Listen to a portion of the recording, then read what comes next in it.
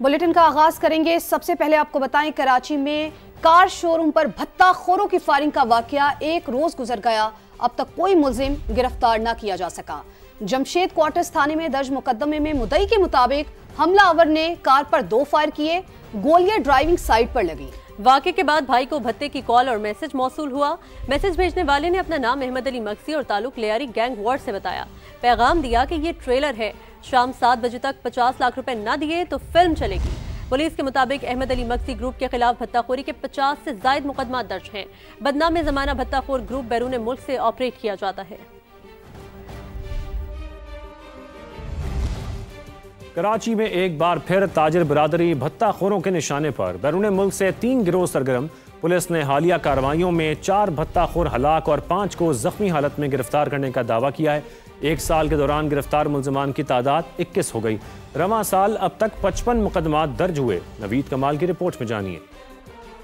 कराची मुल्क का माशी हब। ताजिरों को एक बार फिर मोबाइल कॉल्स, मैसेजेस और पर्चियों के जरिए भत्ता देने की धमकियां मिलने लगी। पुलिस हुक्काम के मुताबिक ज्यादातर फोन कॉल्स बैरून मुल्क से मौसूल हो रही हैं। वसीउल्लाह लाखू, अहमद मक्सी, जमील छांगा ग्रुप पड़ोसी मुल्क और खलीजी ममालिक से ऑपरेट कर रहे हैं। अहमद मक्सी को देख ले, जमील छांगा है और वसीउल्लाह लाखो है। तो ये एक वो किरदार हैं जो बैरून मुल्क में बैठ के और लोगों को वहाँ से बैठ के एक्सटॉर्शन की कॉल्स कर रहे हैं, उनको पर्चियाँ दे रहे हैं। SSP सिटी के मुताबिक वसीउल्लाह लाखो की गिरफ्तारी के लिए इंटरपोल को खत लिख दिया गया। आरिफ अजीज ने कई शूटर्स और सहूलतकारों की गिरफ्तारी का भी दावा किया है। एग्जैक्टली मैंने 2024 में लिखा था मैंने वो खत, और अनफॉर्चुनेटली वो बड़ा डिले हुआ और मैं समझता हूँ कि बहुत जल्द इंशाल्लाह इंटरपोल जो है वो उसका रेड वारंट इशू कर देगी। पुलिस हुक्काम के मुताबिक ताजिरों को धमकियां देने में समत काठियावाड़ी, अरशद पप्पू ग्रुप, बहादुर PMT ग्रुप, अयाज जहरी और सिकंदर सिक्कू ग्रुप भी मुलव्विस हैं। कैमरामैन कासिम रईस के साथ नवीद कमाल, समा, कराची। SSP SIU अमजद शेख का कहना है कि रवा साल 150 के करीब भत्ताखोरी के केसेस SIU मुंतकिल हुए। कुछ गिरफ्तार मुल्जिमान कलदम TTP के नाम से भत्ता वसूल करते थे। रिसेंटली ये कुछ भत्ताखोरी की वारदातें रिपोर्ट हुई हैं। इस रवां साल में 150 के करीब एक्सटॉर्शन के केसेस SIU को रेफ़र हुए थे। उसमें इन्वेस्टिगेशन के बाद 95 जो केसेस थे वो लेन देन के मसाइल और अपने जो दूसरे तनाज़ात हैं वो एक्सटॉर्शन की सूरत में उन्होंने रिपोर्ट किए थे। 55 केसेस हमने उसमें इन्वेस्टिगेट किए जो जेन्युइन थे, और उसमें जो मुख्तलिफ 5 के करीब लीडिंग गैंग्स हैं जो ये काम कर रहे हैं उनके ऊपर काम किया है। पिछले माह में ही 21 के करीब हमने एक्सटॉर्शनिस्ट पकड़े। कुछ हमने बंदे पकड़े जो वो TTP के नाम लेकर उसमें कर रहे थे। हमारी कोशिश यही है कि ये जो लहर आई है, जो वेव आई है, उसको हम कंट्रोल कर सकें। ताजिर रहनुमा अतीक मीर कहते हैं कि कराची के दुकानदारों को भत्ते की कॉल्स आ रही हैं, गोलियां भत्ते की पर्चियों के साथ भेजी जा रही हैं। धमकियों के बाद 90% ताजिर भत्ते की कॉल का नहीं बताते। माजी में हजारों लोग कराची छोड़कर चले गए। ऐसा ना हो इस दफा भी नकल मकानी शुरू हो जाए और ये शहर जंगल बन जाए। कराची के ताजिर एक बार तो फिर भत्ताखोरों के रहमो करम पर हैं। बेशतर दुकानदारों को जिस कॉल्स आ रही हैं, बुलेट्स पर्चियों में लपेट कर भेज रहे हैं। 90% से ज़्यादा ताजिर इन शिकायत को वावेला नहीं करते, क्योंकि कॉल करने वाले जो मुजरिम हैं वो पाबंद करते हैं कि अगर अपने बच्चों की और अपनी जान माल की हिफाजत चाहते हो तो खामोशी से भत्ता देना होगा। यही सबब है कि हम तक भी या कानून तक लोग नहीं पहुंच पाते हैं। माजी में हज़ारों लोग कराची शहर छोड़ के चले गए। अब भी ऐसा ना हो कि नकल मकानी शुरू हो जाए और ये शहर मुकम्मल तौर पर जंगल बन जाए। आपको ये भी बताएं कि भत्ताखोरी के बढ़ते वाकयात पर opposition leader Sindh assembly Ali Khurshidi की हुकूमत पर शदीद तनकीद। अमन व अमान के हवाले से असेंबली इजलास में तहरीक लाने का ऐलान कर दिया। कराची का लॉ एंड ऑर्डर ख़राब होना ये किसी तौर भी पाकिस्तान, ये डायरेक्टली जो है वो एक सिक्योरिटी थ्रेट है। पाकिस्तान की इकोनॉमी को डैमेज करेगा, दीगर मामलात होंगे। गवर्नमेंट जो है वो आंसरेबल होती है, गवर्नमेंट को जवाबदेह होना होता है असेंबली में, आवाम के सामने, आवाम के नुमाइंदों के सामने। तो इस मसले पर यकीनी तौर पर जो है वो हमारा फोकस होगा कि हम इसको भी टेकअप करें असेंबली में, ताकि गवर्नमेंट का एक्चुअल जो नैरेटिव है, जो पॉइंट ऑफ व्यू है, वो सामने आ सके। अमीर जमात इस्लामी कराची मुनिम जफर का कहना है कराची जुर्म, सियासत, रियासत और माफिया के निर्गे में है। लोगों को धमकियां और भत्ते की पर्चियां मिल रही हैं। शहरियों को बंद गली में धकेल दिया गया। कराची जो मुआशी हब है इस वक्त जुर्म, सियासत, रियासत और माफियाओं के नरगे के अंदर है। इनका गठजोड़ है जिसने कराची को तबाह करके रख दिया है। अभी भी देखें शहर के अंदर जो है वो शॉर्ट टर्म किडनैपिंग की वारदातें, लोगों को भत्ते की पर्चियाँ मिलना, लोगों को गोली भेजना लिफाफे में रखकर, ये सारे काम जारी हैं जिसकी मजम्मत की जाएगी। इस वक्त शहर के अंदर देखें लाकानूनियत बढ़ती जा रही है, स्ट्रीट क्राइम्स बढ़ते जा रहे हैं। कराची के लोग तो सुबह घरों से निकलते हैं, अजियत का शिकार हैं।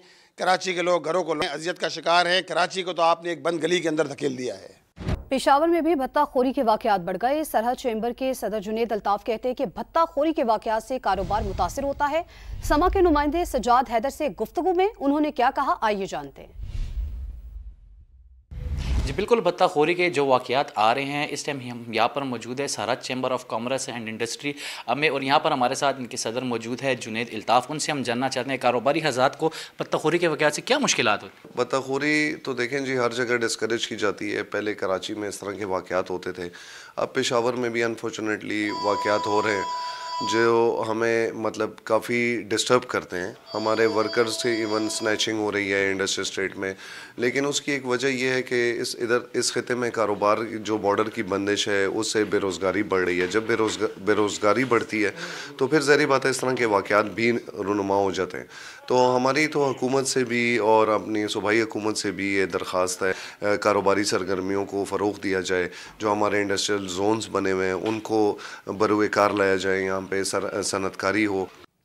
काम मेहनत से होता है, जादू टोने से नहीं। कुछ लोग बदतमीजी, बदतहजीबी और मार धाड़ की वजह से जाने जाते हैं और नून लीग अपने काम की वजह से। वज़ीर आला पंजाब मरियम नवाज का रावलपिंडी में इलेक्ट्रिक बस प्रोजेक्ट की इफ्तिताही तकरीब से खिताब। कहा, नून लीग के सिवा पंजाब में किसी ने एक ईंट भी नहीं लगाई।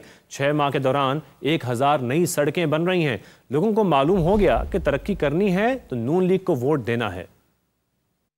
काम मेहनत से होता है, काम नीयत से होता है, काम जान मारने से होता है, जादू टोने से काम नहीं होता। लोगों को ये पता चल गया है कि अगर काम करना है, काम करवाना है, काम लेना है तो मुस्लिम लीग नून को वोट देना। पिंडी में पहले भी काम नवाज शरीफ साहब ने किया या शहबाज शरीफ साहब ने किया या मुस्लिम लीग नून ने किया, उसके अलावा कभी किसी ने कहीं एक ईंट भी नहीं लगाई। खालिफीन भी कहते हैं काम करना आता है तो मुस्लिम लीग नून को करना आता है। नवाज शरीफ को जब हटाया जाता है तो मुल्क तनज़्ज़ुली की तरफ जाने लगता है। पिछले 1 साल में 20,000 किलोमीटर सड़क बनी है पंजाब के अंदर। सिंध हुकूमत ने खवातीन के लिए BRT में पहली बार पिंक बसें चला दी। पंजाब और खैबर पख्तूनख्वा हुकूमत भी पैरवी करे।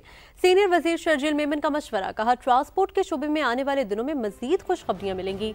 वजीर आजम से कराची को बसें देने का वादा निभाने का मुतालबा भी कर दिया। भर में उन तमाम BRTs में खवातीन के लिए पिंक बसेस जो हैं वो शुरू की जा रही हैं। फर्स्ट टाइम हुआ है कि पाकिस्तान में किसी भी BRT में खवातीन के लिए मखसूस बसें हों। एक भी अपील करता हूँ प्राइम मिनिस्टर शहबाज शरीफ साहब से, खैबर पख्तूनख्वा के चीफ मिनिस्टर से और पंजाब के चीफ मिनिस्टर से मैं अपील करता हूँ फेडरल गवर्नमेंट, पंजाब गवर्नमेंट और KP के गवर्नमेंट वो भी खवातीन के लिए मखसूस बसें चलाए। जब प्राइम मिनिस्टर बने थे तो पहले विजिट में उन्होंने कराची की बसों का वादा किया था, तो मैं उनसे अपील करता हूँ दोबारा मौदूबाना तरीके से कि प्राइम मिनिस्टर साहब आपने जो वादा किया था बराए मेहरबानी उसको निभाएं। आगे बढ़ते आपको बताएं कि पाकिस्तान ने भारत को 4 रोजा जंग में शिकस्त दी। अमेरिकी कांग्रेस ने भी भारत के खिलाफ जंग में पाकिस्तान की फतह पर मोहर जब्त कर दी। US China economic and security commission की रिपोर्ट में इंकशाफ किया गया कि मई में हुई पाक भारत जंग में भारत को बदतरीन शिकस्त हुई। पाकिस्तान ने चीनी हथियारों की मदद से फ्रांसीसी साख्ता राफेल तैयारे मार गिराए। 4 रोजा जंग में भारत को शिकस्त, पाकिस्तान को फतह मिली। अमेरिकी कांग्रेस ने भी पाकिस्तान की कामयाबियों का एतराफ कर लिया। US China economic and security commission की रिपोर्ट में इस बात की तस्दीक की गई है कि मई में होने वाली जंग में पाकिस्तान ने अपनी बरतरी साबित कर दी। के मुताबिक पाकिस्तान की फतह ने चीनी हथियारों को नुमाया किया। पहली बार चीन का HQ-9 दिफाई निजाम, PL-15 मिसाइल और J-10 तैयारे बराह रास्त मैदान जंग में आजमाए गए। पाकिस्तान ने भारत के राफेल तैयारे मार गिराए, जिससे फ्रांसीसी साख्ता तैयारे की साख को धचका लगा। इंडोनेशिया ने राफेल तैयारों की खरीदारी का मंसूबा खत्म कर दिया। रिपोर्ट के मुताबिक रवां साल जून में चीन ने पाकिस्तान को 40 5th जनरेशन J-35 लड़ाका तैयारे और KJ-500 रडार तैयारे देने की भी पेशकश की है। भारत पाकिस्तान के खिलाफ एक और जंग करने जा रहा था। डोनाल्ड ट्रंप की तस्दीक। कहा, मैंने पाक भारत नई जंग रुकवा दी। दोनों ममालिक अब मुस्बत इक़दाम की जानिब बढ़ रहे हैं। मीडिया से गुफ्तगू के दौरान एक बार फिर 8 जंगें रुकवाने का तस्करा हुआ। बोले सब कुछ मेरी सोच से ज्यादा जल्दी हो गया, लड़ाइयां रुकवाना काबिले फख्र है। Actually stopped 8 wars. I have another one to go with Putin. I'm a little surprised at Putin. It's taken longer than I thought, but we stopped India and Pakistan. I could go through the list. You know the list better than I do. I'm very proud. And I stopped one that was almost ready to start again, and they're doing very well. Pakistani फजाई हदूद की बंदिश ने air India के छक्के छुड़ा दिए। Air India को फजाई रास्तों की बंदिश से 4000 करोड़ से ज्यादा का नुकसान। भारत के अफगानिस्तान के साथ फजाई रास्तों से तिजारत मज़हका खेज करार। भारी माली नुकसान और फजाई नाकामी से भारतीय क़यादत बौखला गई। भारत न सिर्फ अस्करी मैदान बल्कि मुआशी महाज पर भी घुटने टेकने पर मजबूर हो गया। सब्सिडी का मुतालबा असल में भारत की नाकाम पॉलिसीज का मुंह बोलता सबूत है। रिपब्लिक न्यूज का पाकिस्तान के हाथों 4000 करोड़ के नुकसान का इतराफ। एयर इंडिया का चीन की फजाई हदूद इस्तेमाल करने के लिए हुकूमत से रुजू। फजाई हदूद की बंदिश से एयर इंडिया तवील रास्ते इख्तियार करने पर मजबूर है।